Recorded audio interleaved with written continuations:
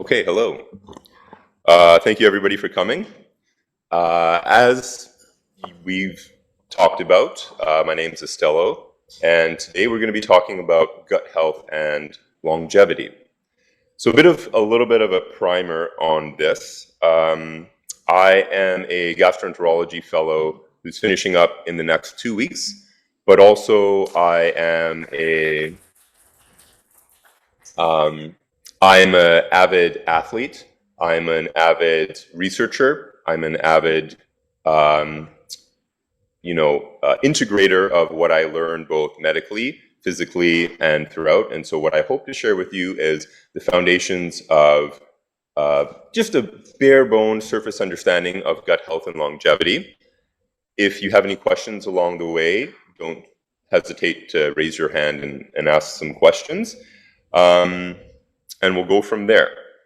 And what I hope to really touch on today is what the evidence actually shows and where the hype outruns it. One of the things I think I really liked that was said in the sharing amongst you guys was that we live in this age of information overload and information.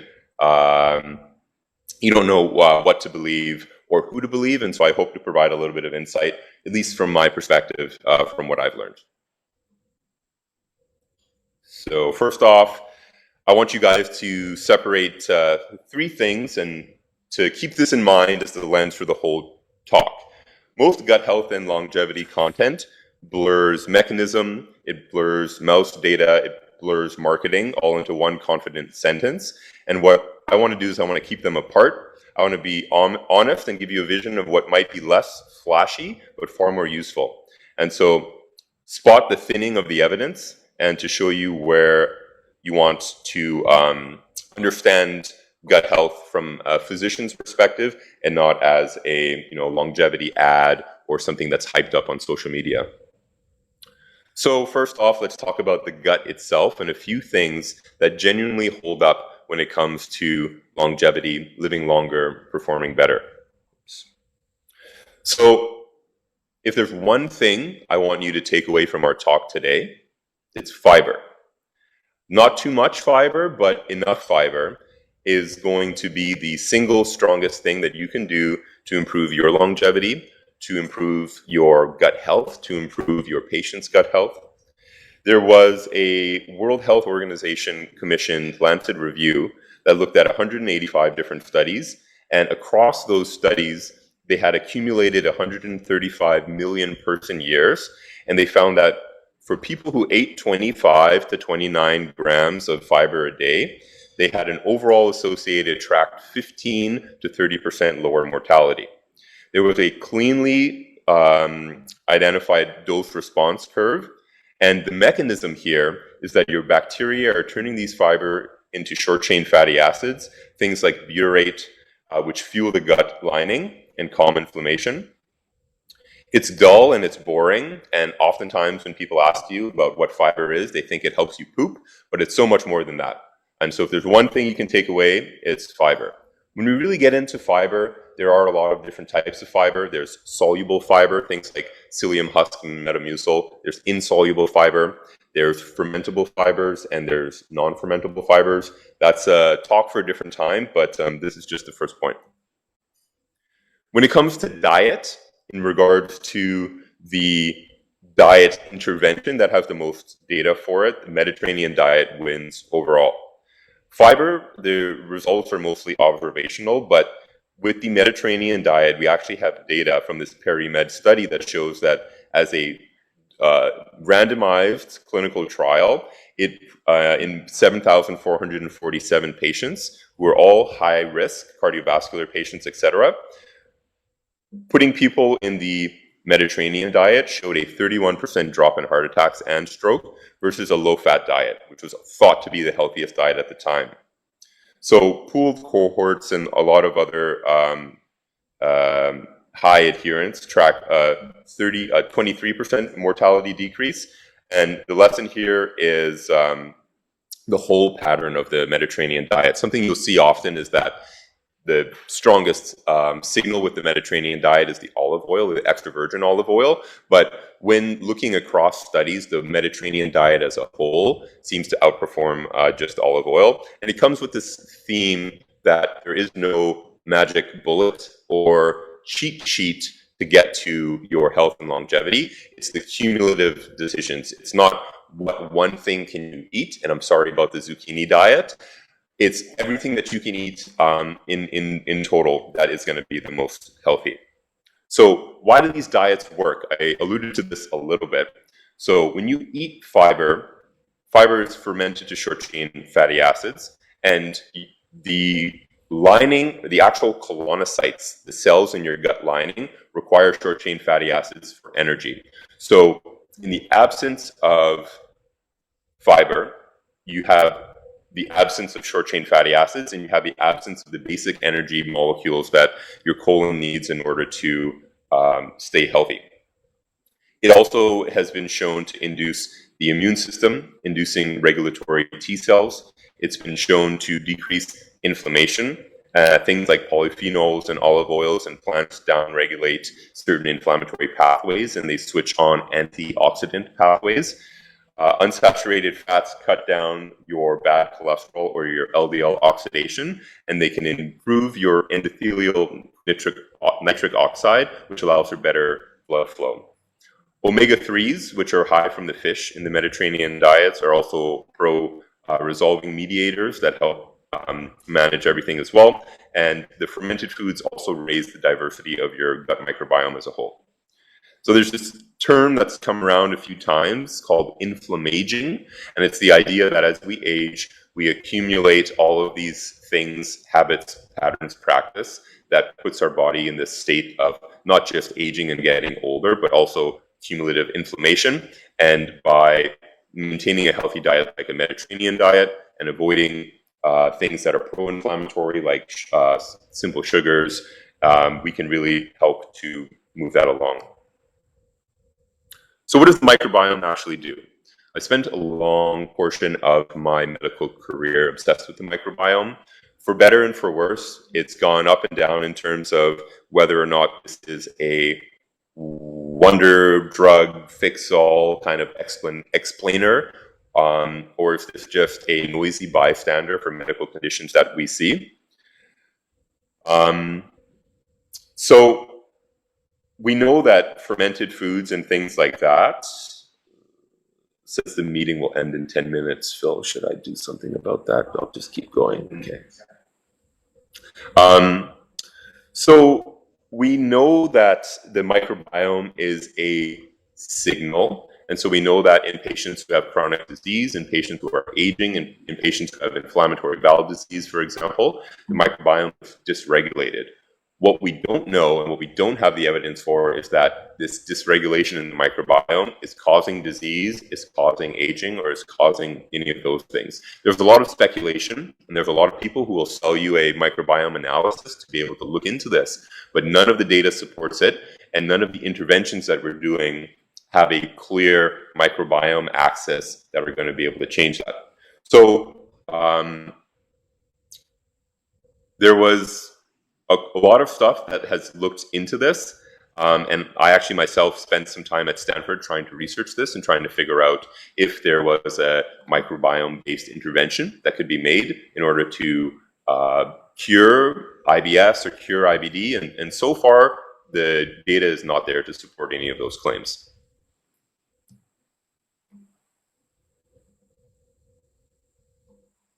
So now the part that most talks really skip is that this whole microbiome longevity story can even sometimes contradict itself. There was a study that looked at the microbiome of US adults, and it found that a Bacteroides dominant gut predicted worse survival overall. And so this was published and sensationalized, but at the same time, they looked at a study of centenarians and people who were living past 100 and who looked young, healthy, and they were like, okay, well, what's your secret? And they found that overpopulation of Bacteroides also exists in those patients. And so at the current state that we're at, being able to create a microbiome signature and to be able to look at that objectively for one person is too simplistic of a explanation for what's actually going on. And also, one thing that I really like to talk to about with patients is that when we do just a stool sample to look for the microbiome, it totally skips over the complexity of the gut. There's this idea of the biogeography of the gut where you have your small bowel, your stomach, your proximal large intestine, your distal large intestine, even within any cut of the bowel, from the center where there's the stool and contents like that to the mucosa and the mucus, there's a difference in the bacteria that you get over there. So smashing it all together and doing a microbiome analysis at the end of that is a marker, but it's not a representative marker of everything that's going on in the GI tract. And I think it's a bit too simplistic for us to be able to draw good conclusions from that right now. So one of the things I wanted to chat about is within the gut-brain connection, can food treat depression? We don't have enough time to go over the entire gut-brain circuit, but this is an interesting study that I wanted to get into with you guys. So pillar 2 is going to be the gut-brain axis and whether changing what you eat can actually change how you feel. So the gut-brain axis is real wiring. A real connection exists between the vagus nerve, the immune signaling, and the metabolites that your gut makes, with at least 8 plausible paths that exist between your diet and your mood. But this mechanism and why this might works has a little bit of data around it that I'd like to chat about. So the SMILES trial was the first randomized controlled trial looking at diet for major depression. They had a total amount of about 67 people, and they looked at diet, and they looked at how these interventions held up amongst people to see if it made a significant effect on depression.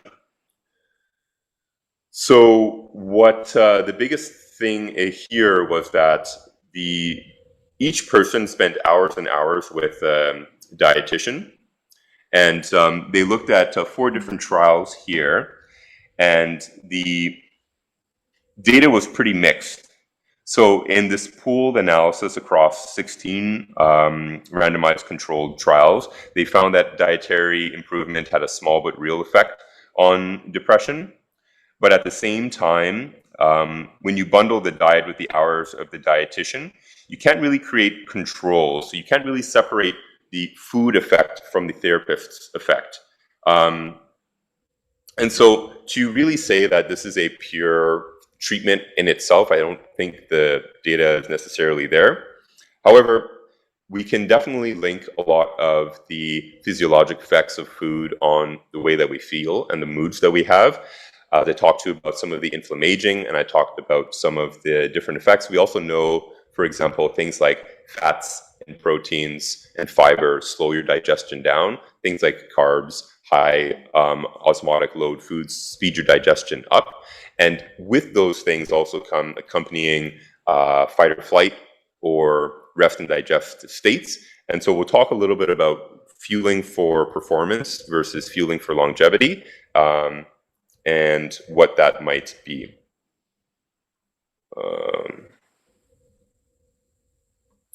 So a little bit more about the SMILES trial.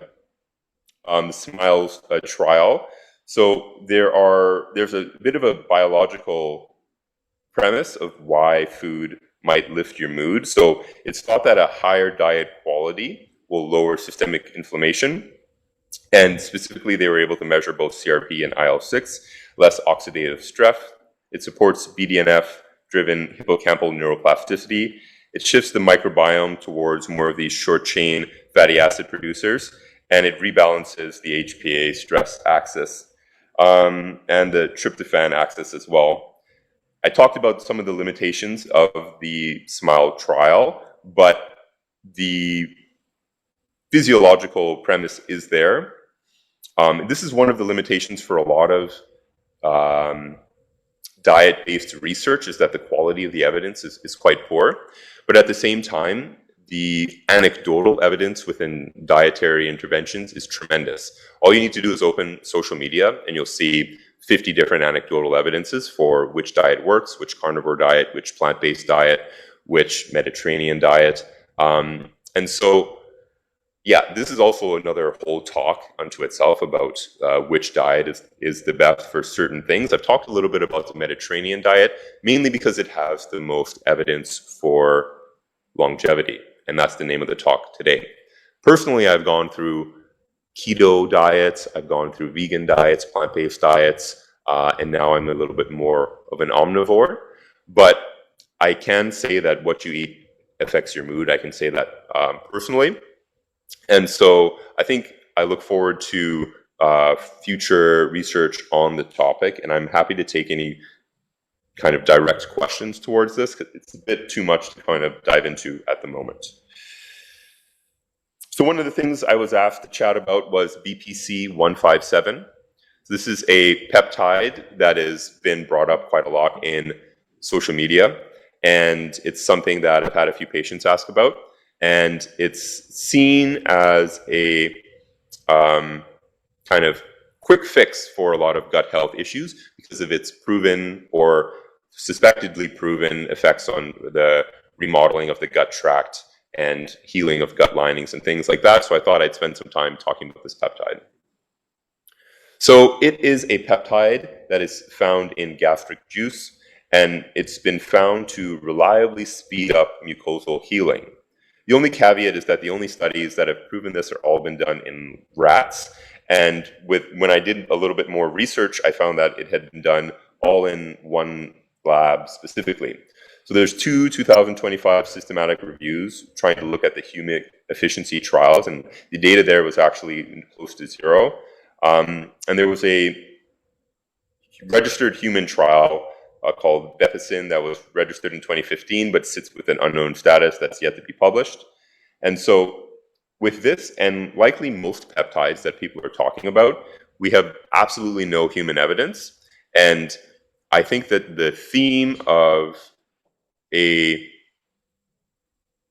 silver bullet that's going to solve all your issues is the wrong approach that we should be taking to health and wellness at all.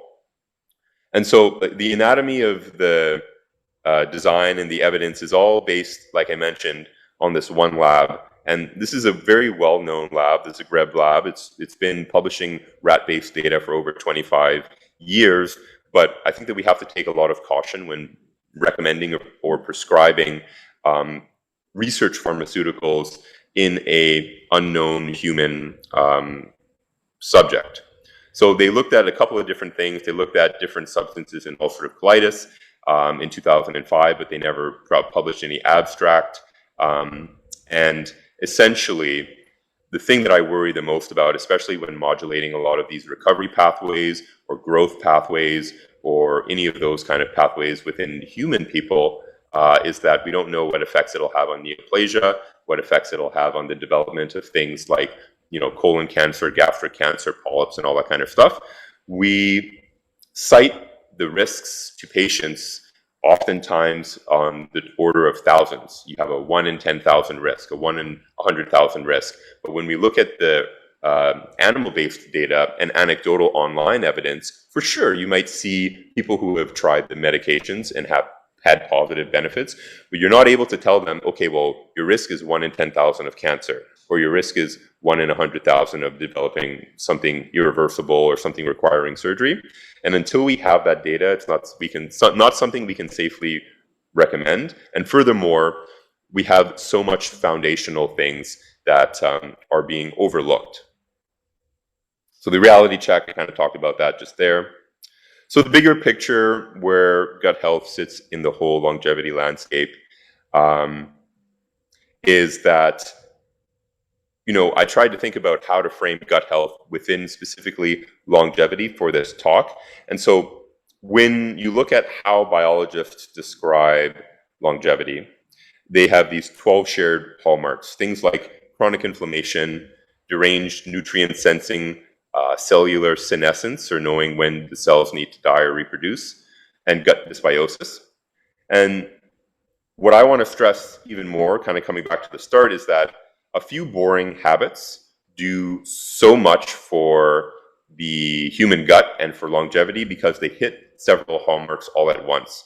The gut sits right upstream of this inflammation hallmark, and the things we do to modulate our gut are intricately related with chronic inflammation and are also intricately related with the fueling and the resource management that our bodies are undertaking.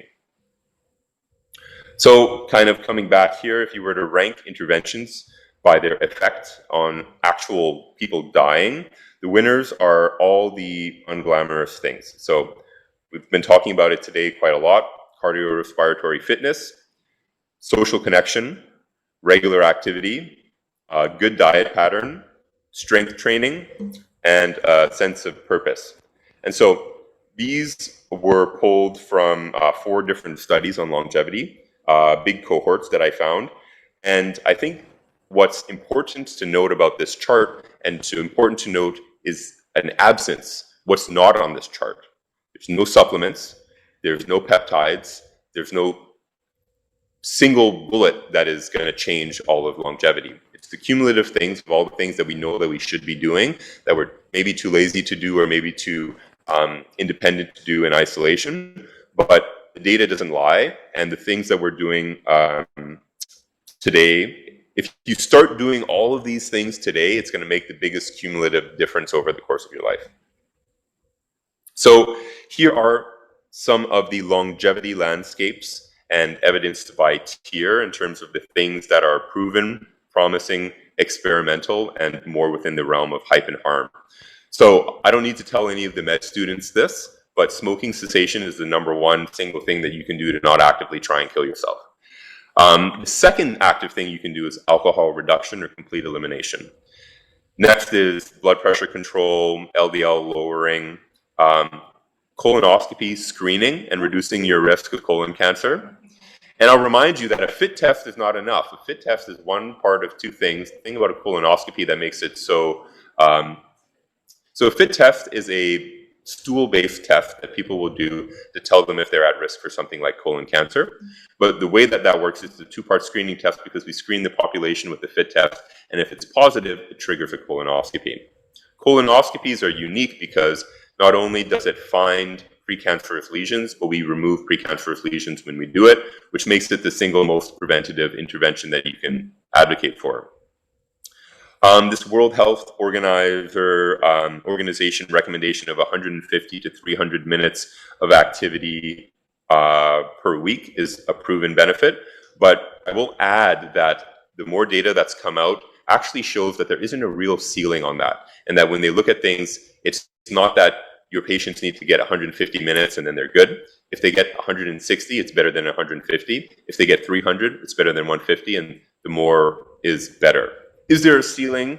As somebody who runs ultramarathons and ironmans and things like that, yes, there probably is a ceiling by which you're doing too much exercise and you're causing yourself harm.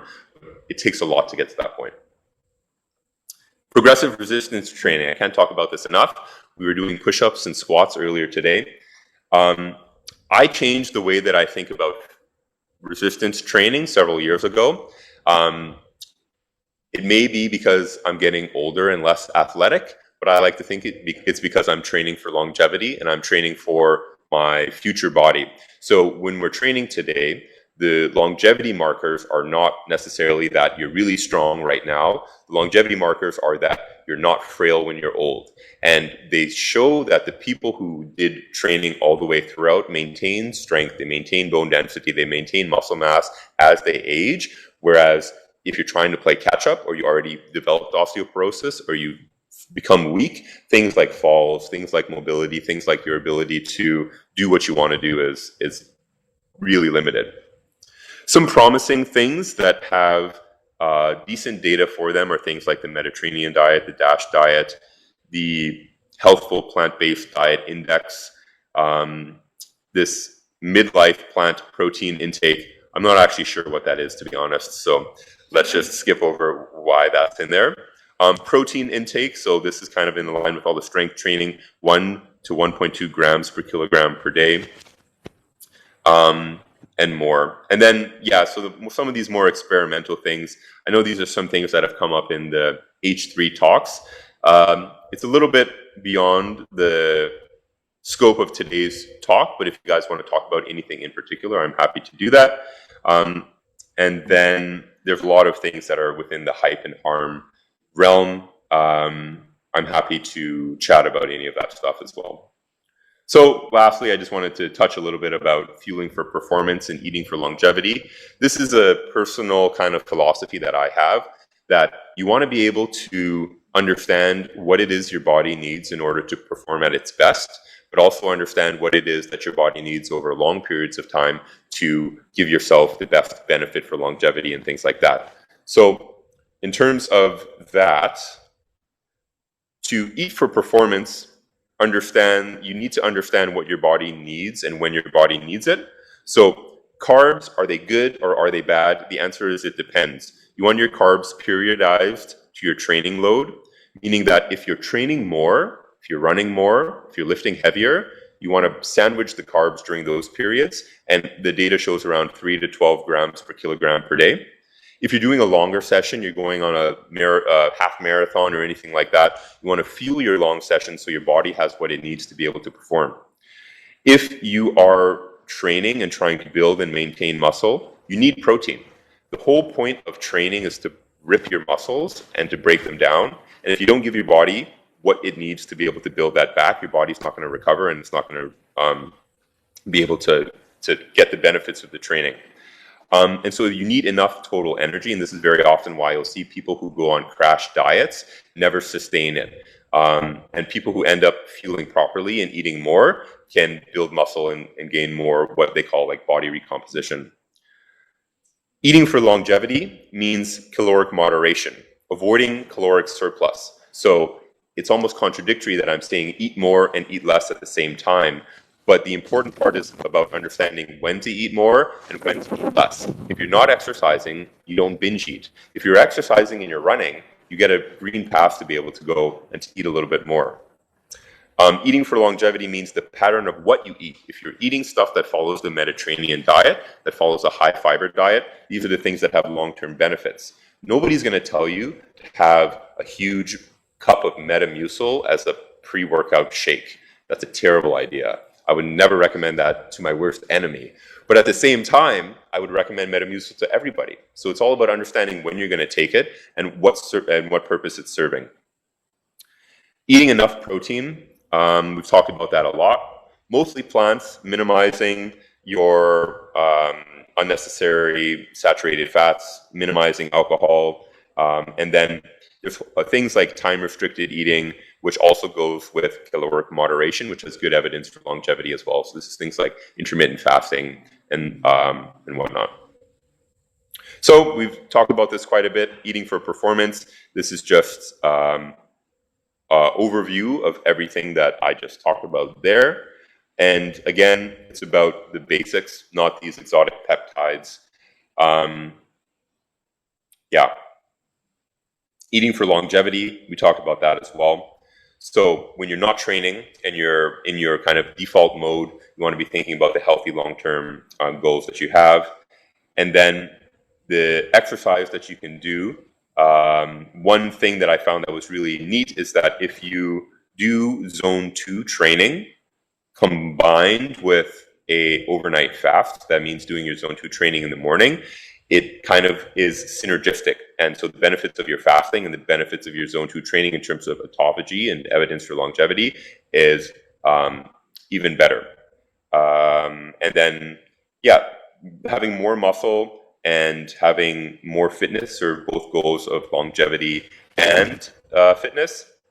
And I don't want to say this, but most people aren't training hard enough to feel like they're fueling. So you really got to push yourself in order to deserve that donut at the end of the run. Yeah. So if I had to break it down into 7 quick tips for what you can actually do to make a change today and to sustain it, don't smoke, keep your alcohol near zero, train your aerobic fitness probably 3 times a week, 2 to 3 times a week, and strength train 1 to 2 times a week, and you're going to get most of the benefits. Try and eat a Mediterranean diet and at least 20 to 30 grams of fiber per day. And I'll add that you can eat more than 20 to 30 grams of fiber. And that one thing that rewind a little bit, whenever I talk to the GI patients about how to eat fiber, first thing they always tell me is that fiber makes me bloated, or fiber makes my gut hurt, or I can't eat fiber. And the way to think about fiber is that it's like lifting weights for your bowels, like lifting weights for your gut. If you go into the gym, you're not going to put all the weight that you can on the bar and then try your best to lift that. You're going to drop it, and it's going to be a big disaster. But if you start very small, start with just a little bit, you get used to that, and then you work your way up, and you add a little bit more, and you work your way up. Your gut and your gut microbiome is going to change, and it's going to develop the means to be able to process that fiber. And then with time, you're going to be able to reach the goals of this 25 to 30. And that's just a number. Sleep is another important thing. I won't even get started on that.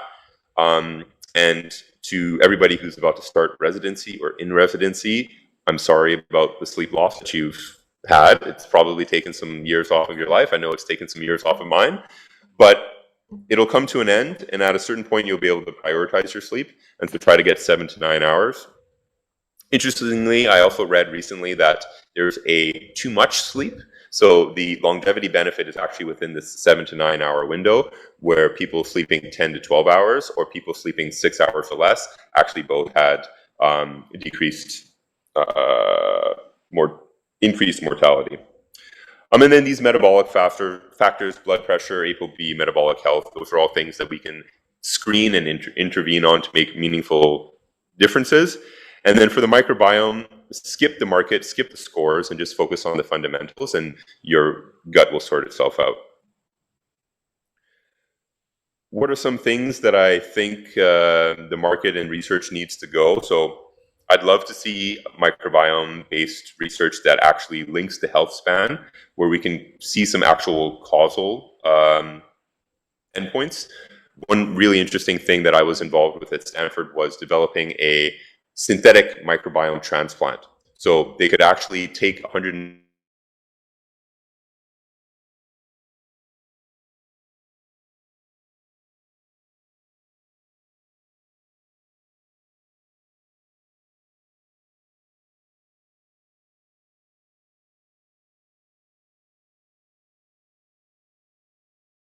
of the microbiome, and until we see that, the microbiome is just going to be a signal. GLP-1s, this is a really exciting space. GLP-1s have blown onto the scene for diabetes, for weight loss, for cardiovascular disease. We just came from a GI conference, and the evidence for GLP-1s and fatty liver is there as well. And everybody's using this. At the same time, in my Instagram scrolling, I came across people talking about how GLP-1s actually decrease desire in general. And so people on GLP-1s are expressing less love and less fascination and less interest in certain things. And so I think it brings us to an interesting point in time where we talk about connection and we talk about community as these things that are quintessential to longevity. And at the same time, we talk about the things that we can do for our body. And I think that we're going to be faced with this conundrum of what do we do? Is one more important than the other? And how can we build something for both? And we might even see some of these trade-offs where by getting people on GLPs, they lose a lot of weight, but maybe they're going to be developing some of the more social isolation aspects to it. This is just something I'm thinking of out loud, but who knows what the future will hold. So yeah, it's boring, it's cheap, but it's proven. And I think that what I want you to leave with today is to know for sure, if you had to counsel somebody on how to eat for health and how to navigate them through all of the information that we have in this day and age, you'll now have the basic tools to be able to do that. And also some things to think about kind of where to go next. So I've got a lot of references and things here, and hopefully Phil can share these slides with you. And even more exciting is that I have a newsletter. The newsletter is ready. It's kind of like I've been writing a lot of the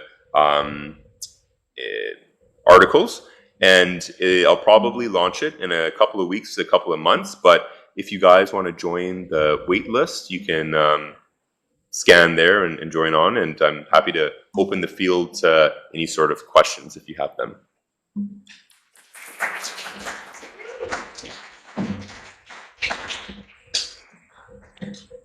Thank you, Estello. That was like a masterclass and so timely. I think something that I took away from med school is if it can't be patented, it's hard to get the money to do the research to prove that it works, and hard to get the sales reps to get out there and sell it. Yeah. And so I thought this was an excellent reminder about the more holistic picture of gut health. So thank you so much for putting that together for us. Yeah. So my thought is we'll do a few questions from the group, because I'm sure you guys have some reflections or questions for Estello. And then we'll do one more set of like smaller group breakouts, 3 or 4 people, so that you guys can more kind of interactively digest together what was heard. So questions, comments from the floor.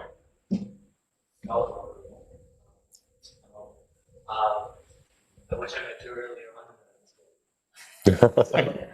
Where have you been?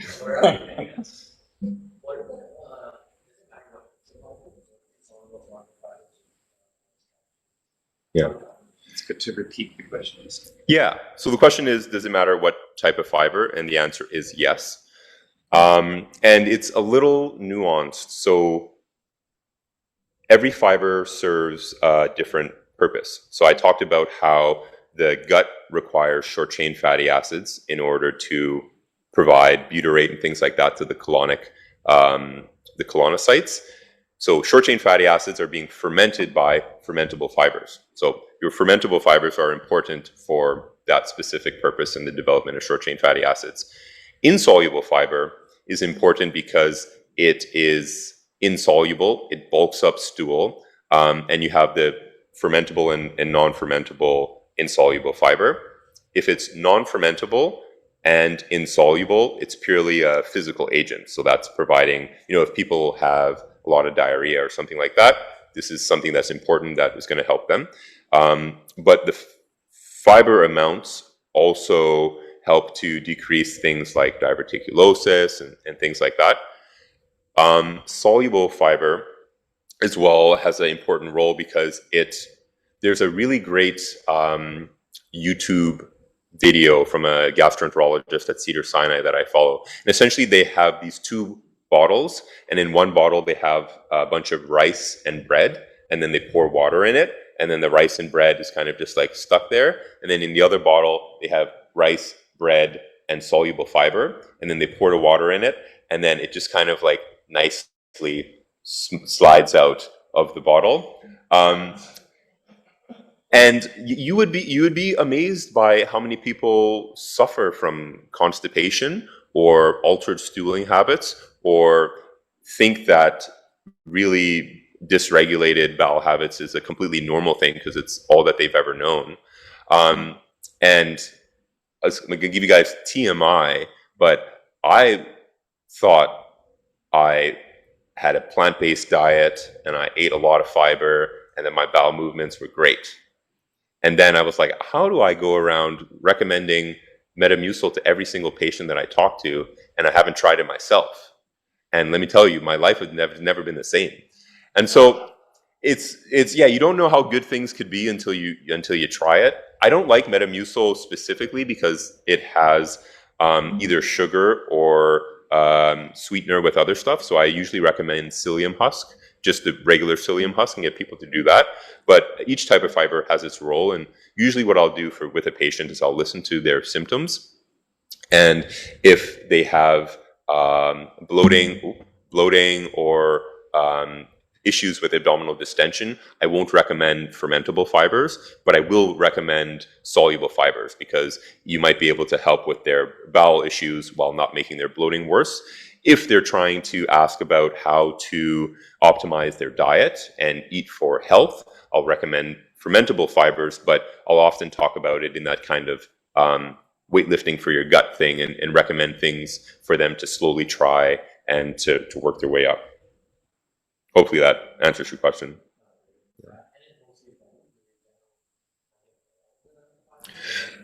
Yeah, so in keeping with the poor quality of dietary-based interventions, not a lot of the studies will break it down into the different types of fiber. So yeah, you often get fiber as this catch-all phrase, but just like the recommendations for different plants and foods usually is a well-rounded, big kind of variety of things, the same thing holds true for fiber.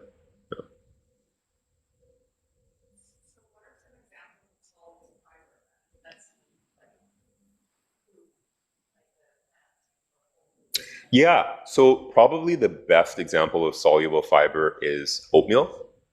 So a good example of that is think about your oatmeal when you've freshly cooked it and it's like nice and warm and soft. And then let's say you get distracted and you run away and then you come back to your oatmeal 2 hours later and you're like, what the heck? This is a rock. How did this happen? So that's soluble fiber in action. When you eat it, it's soft and it is easy to consume. And then in your bowels, it kind of solidifies and it gives you bulk and it gives your bowel something to grab onto as things are moving their way through. And because it's fiber, it's not going to be digested by your stomach acid or your pancreatic enzymes, and it's going to provide with healthier kind of stuff down the line. The second best I can think of is psyllium husk, and so that's just your psyllium husk you get from the counter, over the counter, Metamucil, things like that. Yep.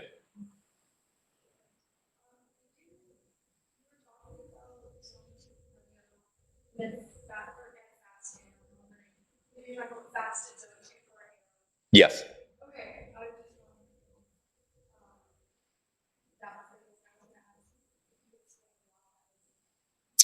Yeah, I would have to look into that study a little bit more to look at the pathophysiology behind it. But I know that being in a fasted state promotes autophagy and the ability for your cells to essentially identify which cells need to be recycled and to be more aggressive about that. And then zone 2 cardio is the best for cardiovascular fitness building.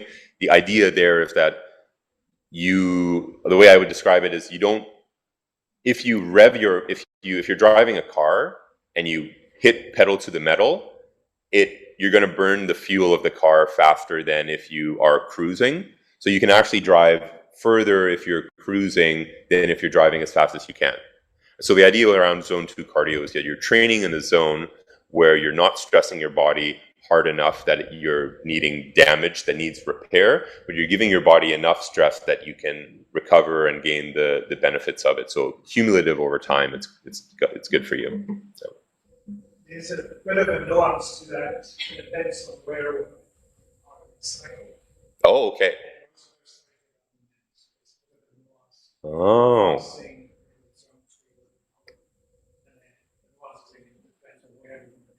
In their cycle. Research is happening. Oh, no. Next steps? Next steps? Yeah.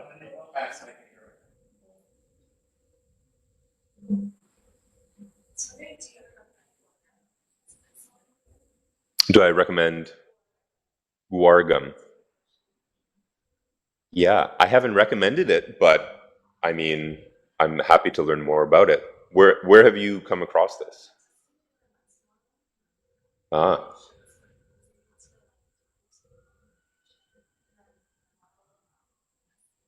yeah. Can you buy it like over the counter? Oh. Ah. Ah. Well, I'll have some reading to do after this. Yeah.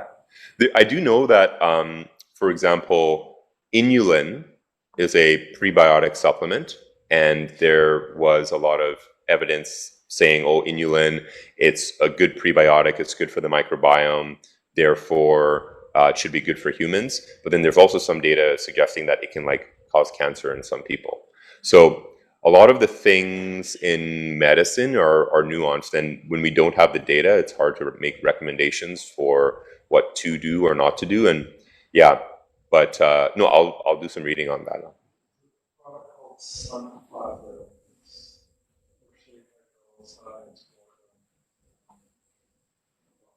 Oh,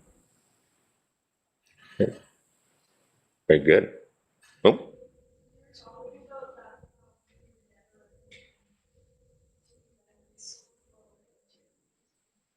yes.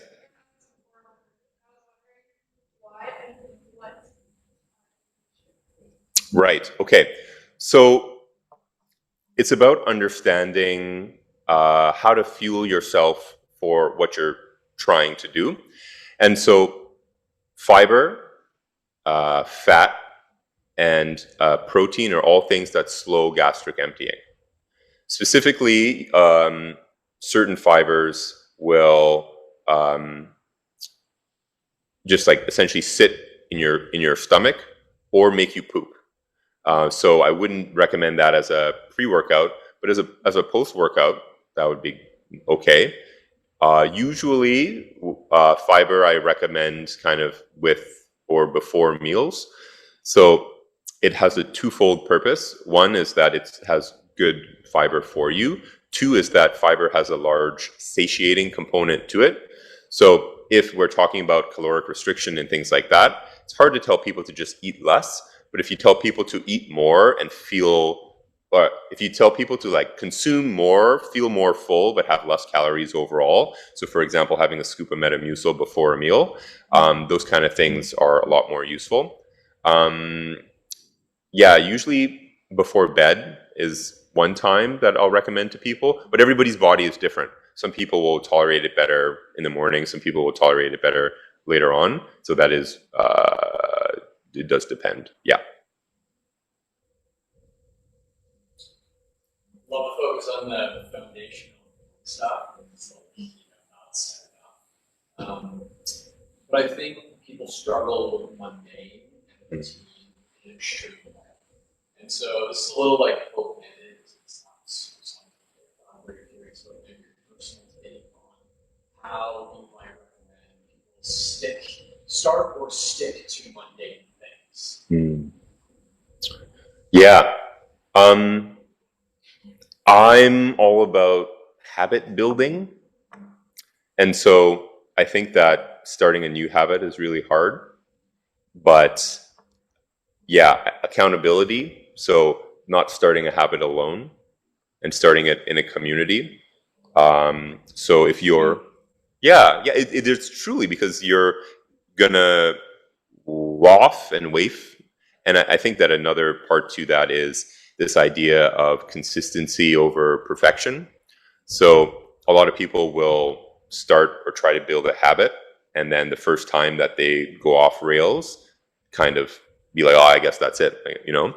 But what a lot of people don't realize is that cumulative effort over a long period of time is a lot better than a extreme effort over a short period of time.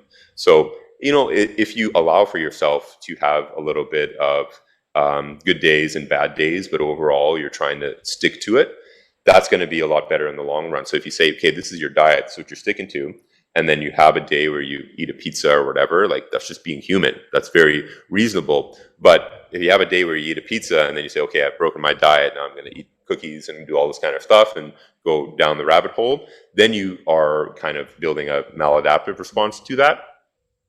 Another thing that I personally do is I spend a lot of time thinking about my future self.